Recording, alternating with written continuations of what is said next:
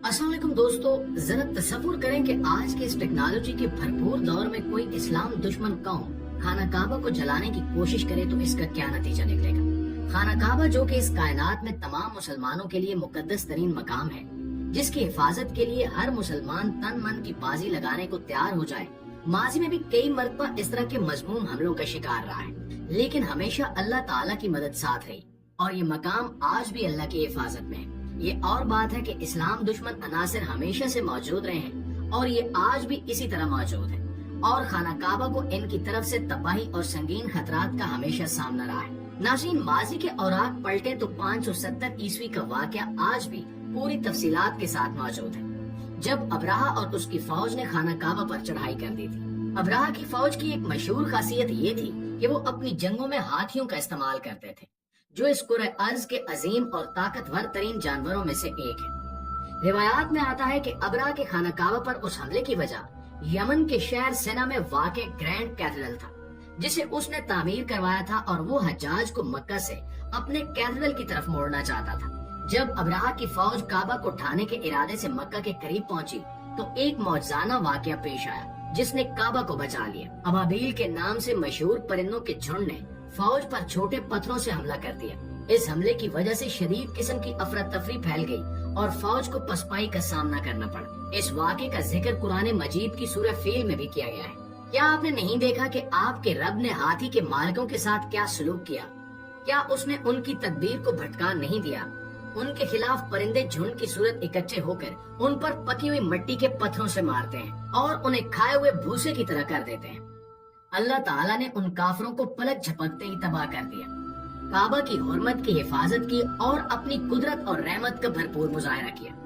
इसी तरह अगर कोई ये कहे कि आज से कई साल पहले खाना काबा पर एक वक्त ऐसा भी आया था जब यहाँ से हजरे अस्वद चोरी करके 21 साल तक के लिए काबा से दूर कर दिया गया था, ये एक ऐसी हकीकत है जिस पर यकीन करना बहुत मुश्किल है, लेकिन आपको सुनकर हैरत होगी कि माजी में ऐसा हो चुका है। तारीख की किताबों में ये वाक़या भी पूरी तफसीलात के साथ दर्ज है, जिसके मुताबिक हजरे अस्वद को चोरी करने वाले शख्स का नाम अबू ताहिर अल करमाती था और ये हादसा 906 ईस्वी में पेश आया था। अबू ताहिर बिन हसन अल करमाती, जो कि करमतियों का सरदार था, 700 घुड़सवारों की एक फौज की क़यादत में मक्का मुकरमा में दाखिल हुआ।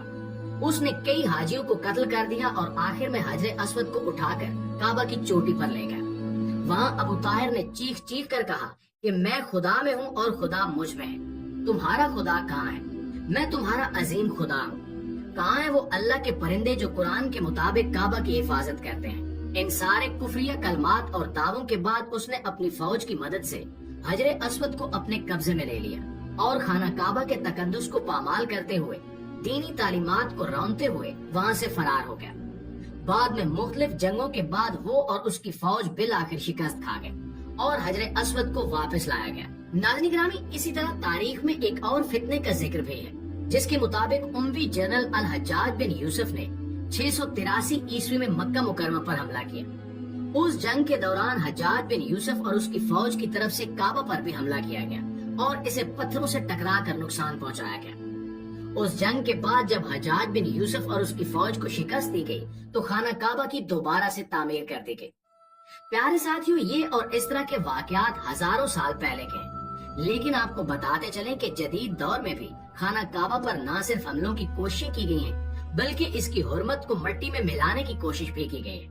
आज से तकरीबन 7 साल पहले सोशल मीडिया पर एक वीडियो वायरल हुई थी, जिसमें एक शख्स कस्बा पर बुरी तरह से पेट्रोल फेंक रहा था और ये मजमूम हरकत करते हुए नफरत और गुस्से की आग से भरा हुआ दिखाई दे रहा था। उस वीडियो में देखा जा सकता है कि जैसे ही वो शख्स आग लगाने ही वाला था कि नमाजियों और ज़ायरीन के साथ साथ सिक्योरिटी एहलकारों ने भी उसे फौरन अपने घेरे में ले लिया। उसके बाद वो सिक्योरिटी एहलकार उसे बाहर ले गए। ग्रैंड मस्जिद सिक्योरिटी फोर्स के मीडिया तर्जुमान के मुताबिक वो शख्स, जिसकी उम्र 40 के करीब दिखाई दे रही थी, जहनी मरीज था और उसने दिमागी बीमारी में मुब्तला होने की वजह से कस्बा को जलाने की कोशिश की थी। वो दरअसल डिप्रेशन और किसी किस्म की मायूसी और तनाव का शिकार था। कोई भी उस शख्स की मायूसी की सही वजह नहीं जानता, क्योंकि इस किस्म की ज़हनी हालत कई वजूहात की बिना पर हो सकती है। बहरहाल ये हकीकत अपनी जगह मौजूद है कि काबा को जलाने की कोशिश करने वाला वो शख्स सियासी एहतजाज, मजहबी इंतहा पसंदी या किसी भी किस्म की ज़हनी बीमारी का शिकार हो सकता है, جس کی وجہ سے اس نے اتنی بڑی حرکت کرنے کی کوشش کی۔ ناظرین گرامی، کئی احادیث کے مطالعے سے ہمیں پتہ چلتا ہے کہ قرب قیامت کی ایک بڑی نشانی یہ بھی ہے کہ کعبہ کو آخری گھڑی آنے سے پہلے ہی تباہی کا سامنا کرنا پڑے گا، اور یہ قیامت کی آخری نشانیوں سے سب سے اہم پیش گوئی ہے۔ یہ حقیقت سن کر ہی ایک مسلمان کا دل کانپ جاتا ہے، کیونکہ مکہ اور مدینہ اس کرۂ ارض پر دو ایسے شہر ہیں جو ہر مسلمان کے دل کے قریب ہیں، جنہیں کوئی مسلمان نعوذ باللہ تباہ ہوتا ہوا نہیں دیکھ سکتا، بلکہ یہ دو مقامات ایسے ہیں جہاں ہر مومن مشکل گھڑی میں پناہ ڈھونڈے گا۔ جس طرح کے کٹھن حالات سے مسلمان قومیں اس وقت گزر رہی ہیں، ہر مومن کا دل یہ چاہے گا کہ وہ بھی کسی طرح خانہ کعبہ اور روضہ رسول کے قریب ہو سکے تاکہ اس کا ایمان سلامت رہے۔ ایسے میں اگر کوئی شخص یا کوئی قوم ان مقامات کے خلاف سازشیں کریں گے تو اس سے بڑھ کر قیامت کسی مسلمان کے لیے اور کیا ہوگی۔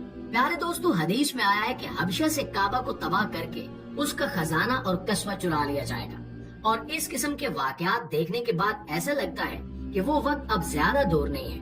خانہ کعبہ کو مستقبل میں بھی ایسے حالات کا شکار ہونا پڑے گا۔ حدیث میں مزید کہا گیا کہ اس شخص کا سر گنجا ہوگا اور اس کی کلائیاں مسخ شدہ ہوں گی، وہ کعبہ کو اپنی کدال سے مارے گا، اور جو شخص ایسا کرے گا اس کا نام ذوالسویا یقتین ہوگا۔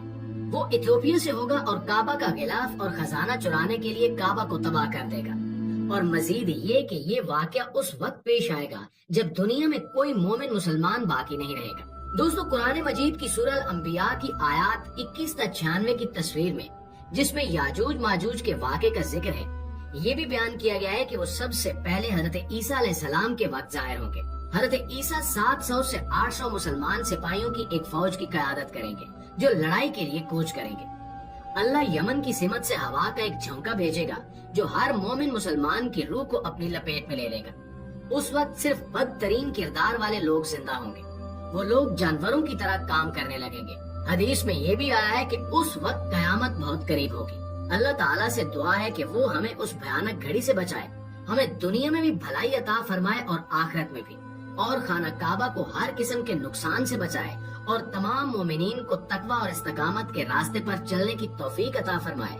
آمین ثم آمین۔